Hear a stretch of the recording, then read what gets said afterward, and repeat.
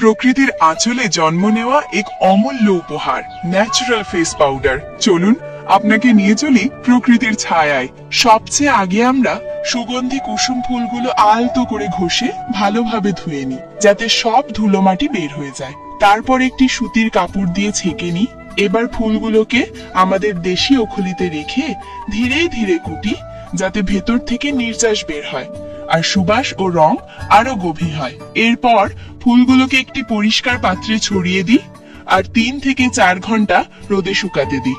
এই ফাঁকে আমরা শুকনো খড় জ্বালিয়ে ছাই তৈরি করি, তাতে সামান্য জল মিশিয়ে পরিষ্কার কাপড় দিয়ে ছেঁকে নিই। এভাবেই পাই অ্যালকালাইন জল, যা ত্বকের জন্য প্রাকৃতিক ক্লিনজারের কাজ করে।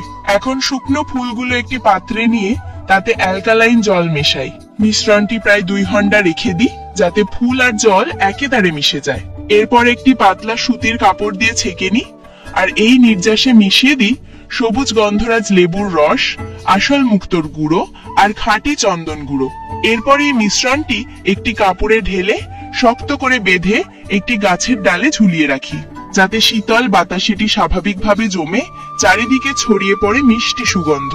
শুকনো হলে এটিকে খুলে আবার ওখলিতে রেখে ধীরে ধীরে কুটি।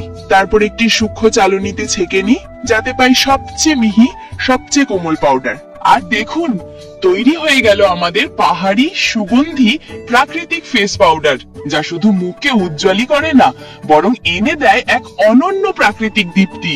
আপনি যদি এটি পেতে চান তাহলে কমেন্ট করুন, লাইক দিন আর সাবস্ক্রাইব করে থেকে যান আমাদের সাথে।